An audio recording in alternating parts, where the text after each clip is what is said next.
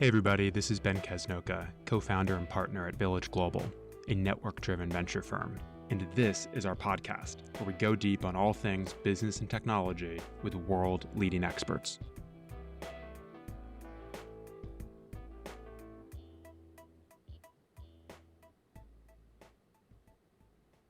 Hi everyone.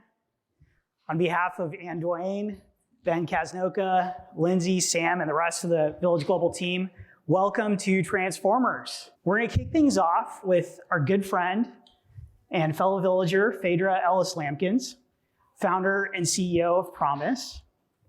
Phaedra is scaling Promise at the intersection of government, technology, and financial health. And she's broken down institutional walls in order to build a category-defining company. Oh, thank you.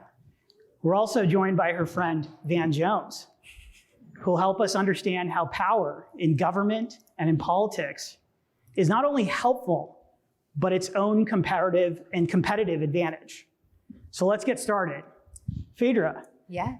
Can you tell us a little bit about Promise and what it does? Yeah, absolutely. I do want to just say thank you to Village and both Amrit and Ben and Ann and Sheila. I feel really lucky that Village was one of our, as we said, OG investors and continues to be. I don't think you can, I'm supposed to be succinct, but kindness I just want to say kindness is underrated. Kindness and support, and the consistent kindness and support and ease from Village is such a gift. And so there's no stress. And I just think as a founder, to have investors where you have no stress is such an incredible gift. And so happy to be here, but just really wanted to say thank you, because it's like so lovely to just be like, oh yeah, I'm gonna spend time with Village. So Promise is a company, focused software company focused on how do you improve the experience of government? How do you make it more efficient? And we are really focused on basic needs for people. How do you get access to food, power, water, shelter? And so we basically run programs for mostly states so that people can get aid. And an example of that is where the state of Florida uses us is if you need emergency aid for electricity, we actually get your information because you've already applied for food stamps. We compare that against the data file of a energy company, and we send you a message that says you qualify for aid. Let us know if you don't want aid. If you apply in the state of California, where Promise is not, you will go online and call. They will have windows that they take applications. You will have to come in. You will bring a copy of your income, a copy of your utility bill. Damn. They'll then put it into a Salesforce system, and you'll wait somewhere between 6 weeks to 3 months. Damn. Wow. And so it's just recognizing inherently that technology can make the system better. That's incredible. Thank you. And that wasn't always what Promise was. No. Tell us about your first idea and how you knew it was time for a left turn. Yeah, so we started focusing on the criminal justice system, went through Y Combinator, raised some capital, and then I was pretty successful. We made money right away. And then I just was in a meeting in Alabama and sitting with folks. And it was like, some of you may be too young to remember Dukes of Hazzard, but it was like, I was in a meeting with like Boss Hogg, and he like leaned back and he was like bragging about keeping someone in a jail for 7 years on a pretrial arrest. And I just was like, oh, software at its best is about efficiency. And to be able to raise as much capital as we did, to be a Black woman, to have a good technology team, and to use that to build efficiency for a system that was criminalizing poor Black people just was not what I wanted to do. And so I just was like, life is too short. So I walked out of the meeting. Thank God I had better skilled colleagues than myself. I just was like, and we just never went back. Wow. Yeah. And what was the initial customer discovery process for the version of Promise today? One, we got lucky because of COVID. Yeah.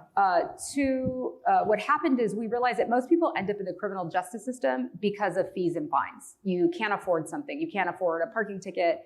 We'd been sitting in Oakland County, Michigan, and a judge mentioned that the people that were the highest risk for failure to appear were people on a suspended driver's license.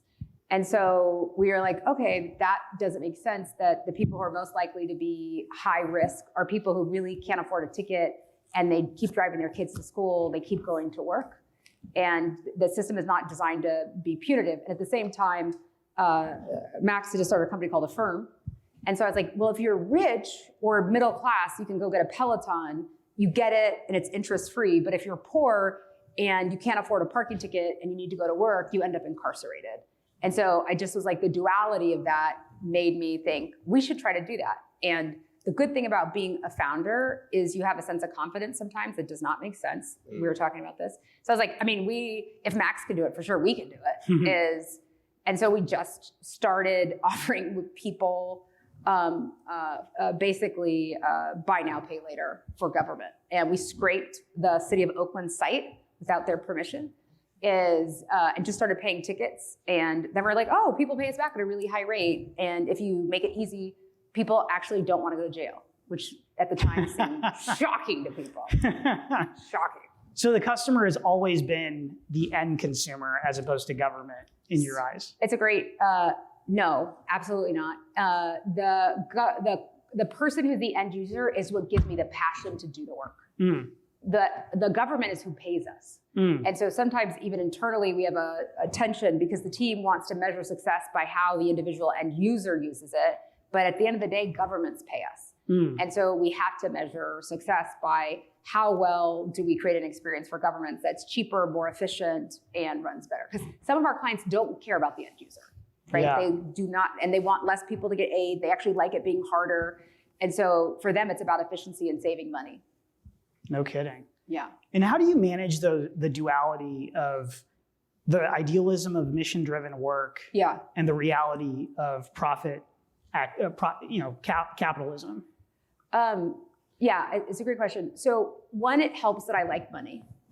And I would rather fly private than commercial. And so I realized that if I want to build generational wealth, which I think that we should do as women and people of color, it means that I'm purposefully using capitalism as a strategy for change. And so I want to win. And I also think that the challenge of a company that is mission driven, and for us, we don't take capital from social investors, social impact investors, because I wanted the company to be driven by venture capital returns. Like I purposely wanted people to be like, okay, you're not growing quickly enough. I didn't want to win in the battle of people who are like, oh, it's kind of cool, you're doing good work. And so Katie and Jacob are here, two of my colleagues. And I think the thing that we think about is if your product is good and you believe it serves the mission, then you measure success by revenue. And so to the extent, I think the more money we make, the more people we help. And so we have to run to revenue. And it excites me. And I like it. And I remind myself that we just did Kansas. We just did the state of Kansas last week. And if we don't exist, like 7,000 people just got aid. And if we don't exist, their lights get shut off. Yeah. And so every time we win a contract, every time we win something, we make it easier and more beautiful. And in this moment, we should be making the case for democracy and making the case for public institutions. And they're broken and they don't work. And so revenue is the way to measure success in a company. And I think we should push people. And I think it's a failure of mission-driven companies to see the mission. It's not really a company if the mission is met separate of revenue. Hear, hear. And speaking of broken public institutions that presumably take forever to make decisions. Yes.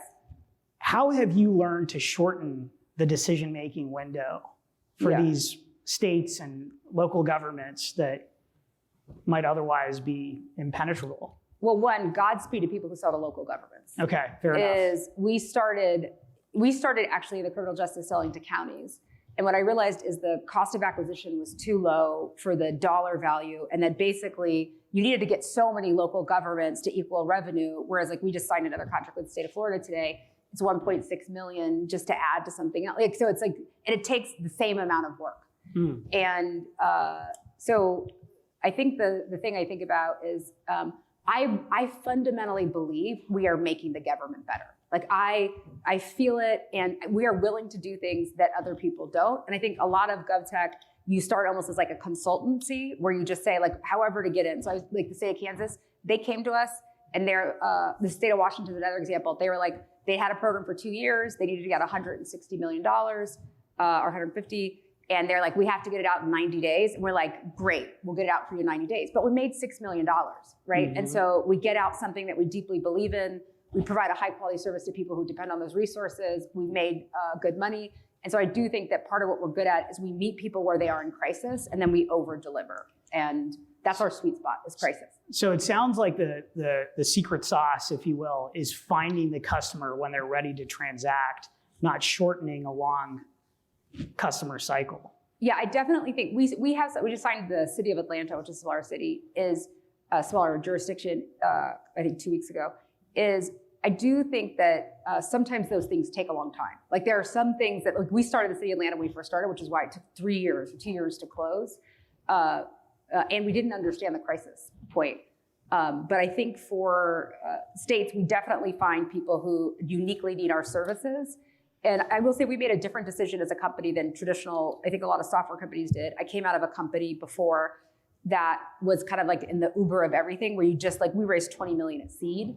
And so it was like you had so much money that you just grew. And so I purposely made a decision to build a company that we became profitable, that we had software margins. And so we only had 2 salespeople. We just hired our third, and our revenue was like 1, 5, 16, 34. So we just kept our revenue kept growing with 2 salespeople. And so now we have to scale the sales team and build the infrastructure and do that. But we can do it from a profitable company with high margins, which is just a different way to be able to build a company. Incredible. And speaking of, most of our founders here are at the seed or even pre-seed stage, or many of them are. What advice, if you could take yourself back to the seed stage of Promise, what advice do you remember receiving that you massively underrated? That I massively underrated. I think investors are really important. And they're like, someone said to think of them as like long-term relationships in the same way you would think about a spouse or something else. Because like when if you want to make a pivot, like when I called people, said we raised 7 million, I think it's seed, maybe 3, and then like a couple weeks later, it's a total of 7. And you're like, I think I'm going to quit what I'm doing.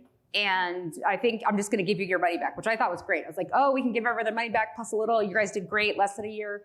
And to have investors that were like, we believe in you, go in the woods. And I just think like, find yourself. And I think for a lot of people, we don't grow up with those kind of experiences where you can fail and then someone rewards you and tells you, just hold our capital, we believe in you. And I think in founders who don't have that experience with investors, I think it's difficult.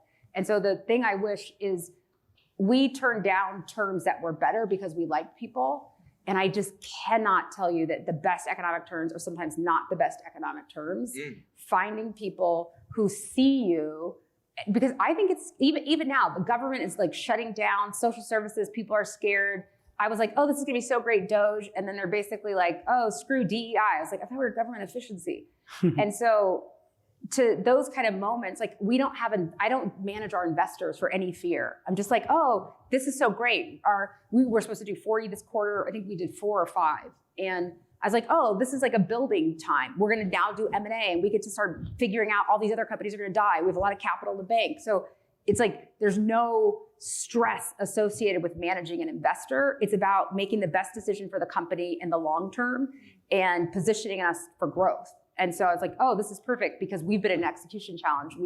We're growing more quickly than we can execute against. And so now I'm like, oh, this is our year to catch up. This is our code base can't be total shit. This is our we're gonna hire better engineers. We're gonna build a sales team that works a little different. And so it becomes an opportunity instead of like stress or panic. And I see a lot of people who are just like, oh, I gotta raise in this environment. And, oh, I gotta do this. And we're just like, so we're gonna do it, like planning about how to, and so I just think the investor relationship is very much undervalued. And that's why I was saying, to your guys' credit, we have not gone to the market ever. And we've raised 50 million, 30 of which still sits in the bank, and because I was like, I can't imagine having to deal with people who one of our investors is like, oh, we want you to raise more capital. And so like, go meet people. And I walk in and it's like 3 dudes golfing. And they're just like, oh, like, and I walk in and I was just like, if I had to work with these people, like it would not be good. And Ross gave me feedback because I was like, he's like, they said you were a jerk. I was like, yeah, I'm sure I was. Phaedra, about Van, what's something you've learned from him over the years? Oh my God, so much from Van. So Van is one of my dearest friends. I could probably just cry just thinking about how much I love him. The thing I think I've learned from Van is, one is very few people have power and show emotion, especially as founders or people of color, women. And it was like the first time I'd ever seen someone like in a room cry. And we met when we were young, and I was just like, oh my God, it's so weak. Like, you need to like buck up, dude, buck up. And there's real power in authenticity and in like leaning into that power. And so I think the thing that I've learned from Van is that true power really comes from like your most authentic self. Like when you are just feeling yourself, when you are showing that. And I think, so it's been a real gift because I'm more of a robot than he is. And certainly don't engage with humans. And so he like will be like, and that's great. Maybe just transitioning back and ask the same question. What have you learned from Phaedra? Well, first, I'm just glad to be here. I'll say about Phaedra. Phaedra comes from a tough place. She's not a rich man's child. And a lot of the people who grew up where she grew up are not even alive to tell the tale. And a lot of people underestimate kids from tough places, assume they're less than. And even if they're not less than, that assumption of less than gets in them and holds them back. And somehow, she's been able to find a way to not only get out of desperate poverty, work with Prince,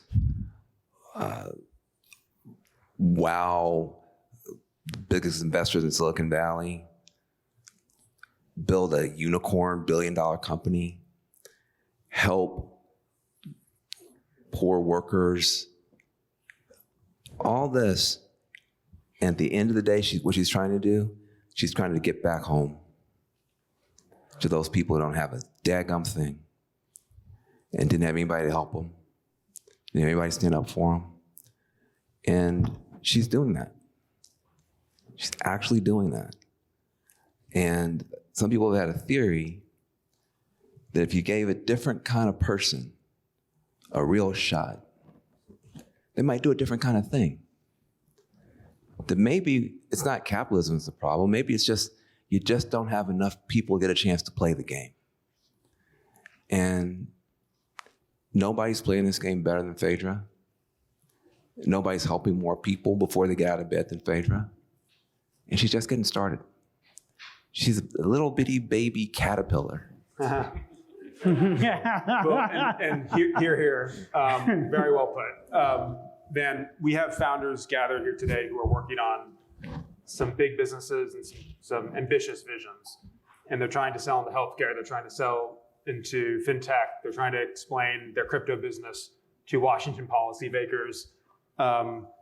You are gifted in the art of narrative, storytelling, and communication.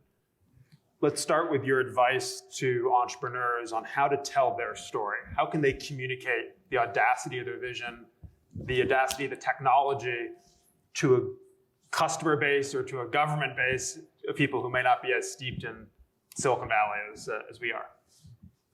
Well, first you got to know who you are. I think that's a big part of the difference when you're dealing with political people. Political people are not the same as you guys. You guys are rational. Speak for yourself.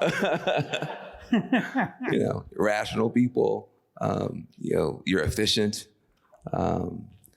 You're talking to the other people you went to high school with who were very different than that. People who are emotional, people who are relational.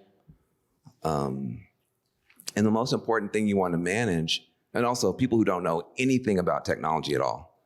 You could say AI and you could say crypto and you could say, tell me the difference between the two. And they would say, oh, look, a bunny. Like they don't have literally any idea what you're talking about. And so you're trying to manage to be like the smartest person with this, on the bleeding edge of the bleeding edge. That's for later. On the front end, it's how do people feel? How are you making people feel about you? I was talking to Phaedra about this earlier. Maya Angelou says, no one will ever remember what you said. They will never forget how you made them feel. So you come in all smart, saying a bunch of stuff, but it's not the smart, it's the heart. And you get a chance to actually let that part of yourself show when you're dealing with the government. Now, you're talking to your VC, like they may not want to hear any of that stuff, but you have a different gear when you talk to people in government. And so I also think I want to acknowledge you guys in a way that I can tell you don't acknowledge yourselves.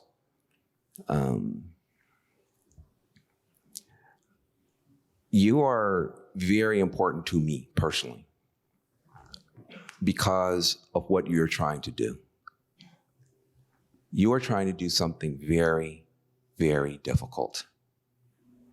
You are taking extraordinary risk to do it.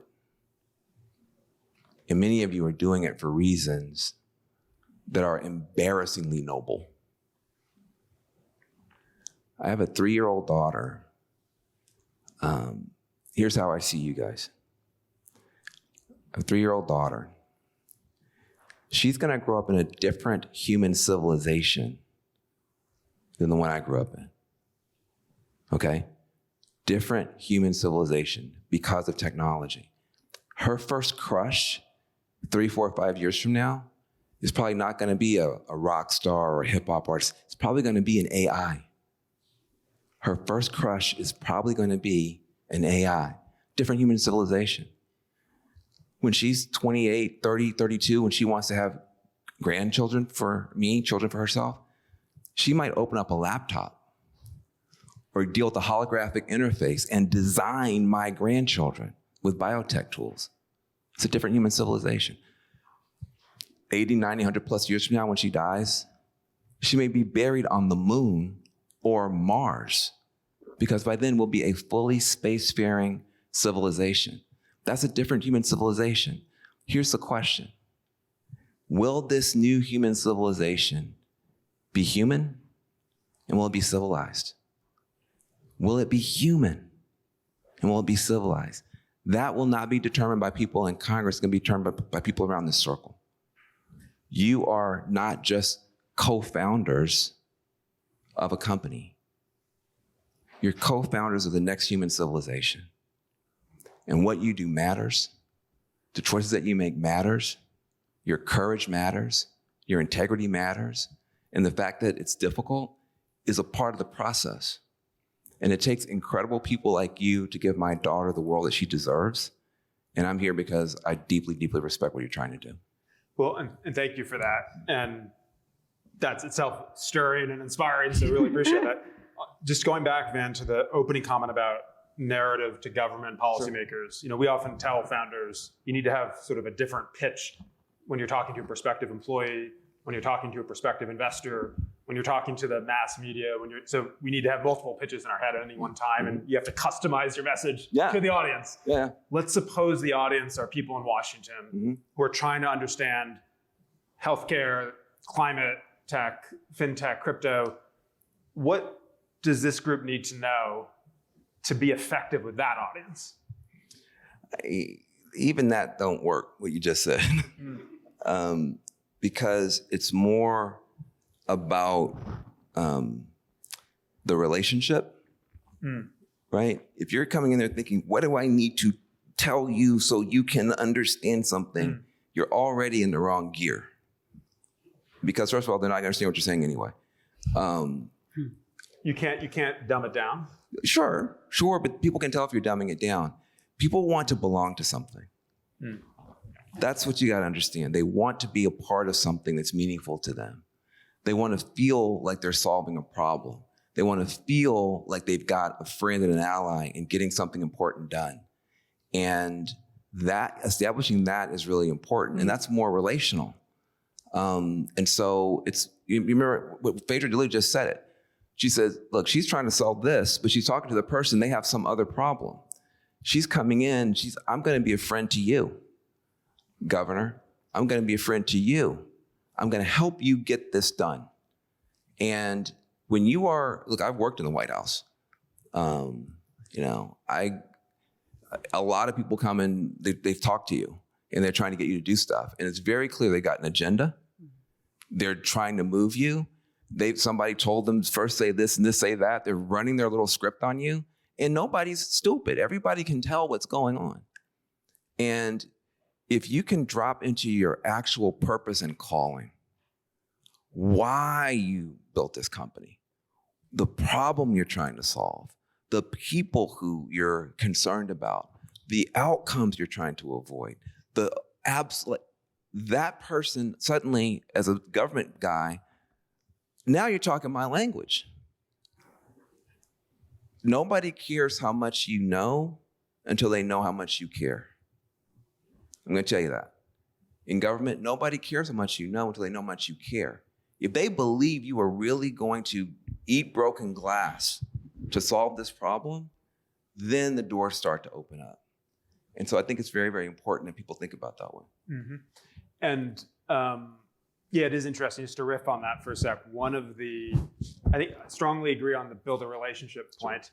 I do think in like enterprise sales or in these long sales processes, some founders will take that approach to an extreme. They'll say, hey, let's just get to know each other. Where are you from? Okay. And the busy customer on the other side is sort of like, come on, I know there's an ask. Yes. There's a product you're trying to sell. Yeah. And so I think there is some balance between transactional and relational. Exactly. And that sweet spot is the true authenticity. Yeah. The true authenticity is, I want you to buy my shit. Right. Okay? That's true.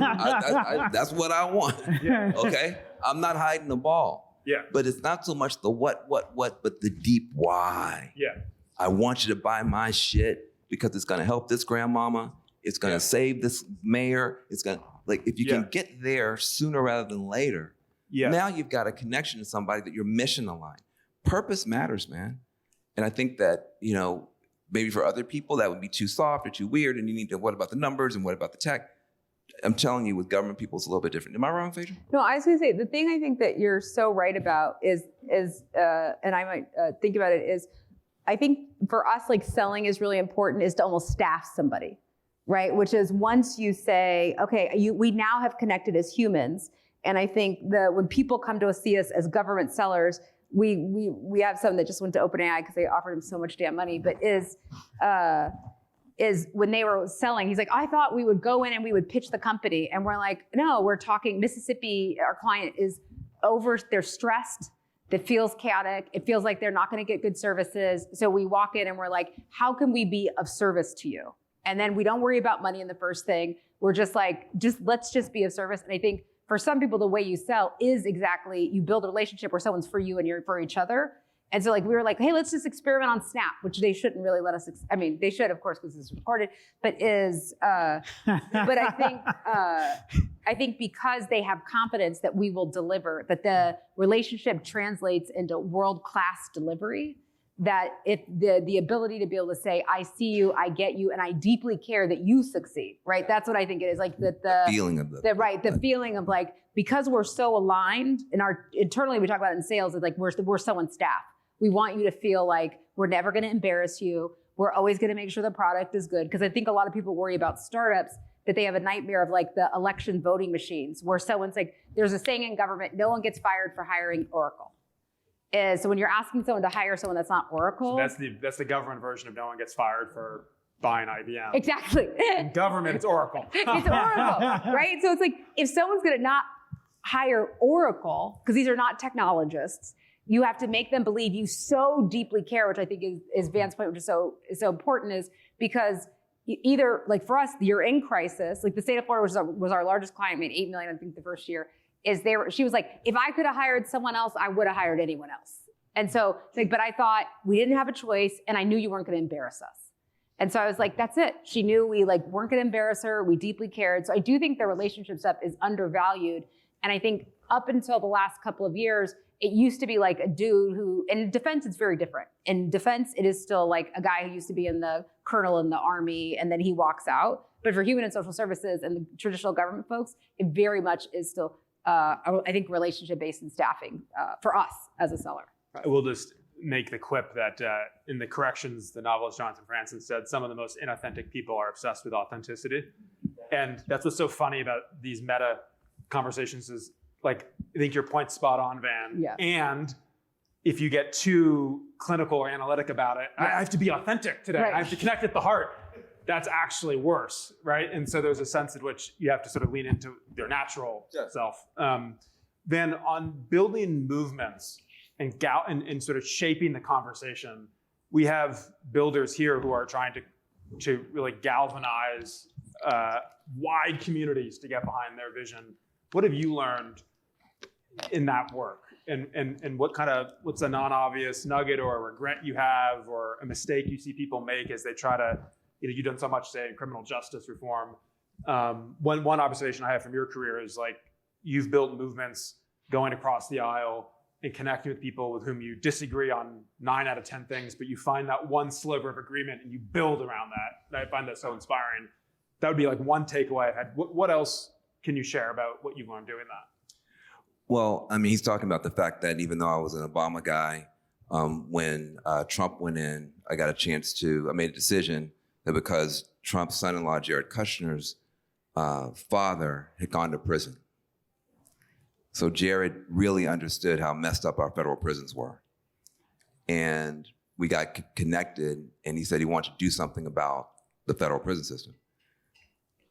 This is a tough call for me because, I'm an Obama guy, works at CNN. If I'm going to walk across the street from, like, CNN's over here shooting at the White House, and the White House is over there shooting at CNN. If I'm going to walk across that no man's land and shake hands with Jared Kushner, that's going to seem weird to people. But I also knew that he meant it. He really was wanting to do something. He saw his dad go through something. He wanted to do something. So I just adapted Jay-Z. Phaedra and I are friends with a guy named Jay-Z. I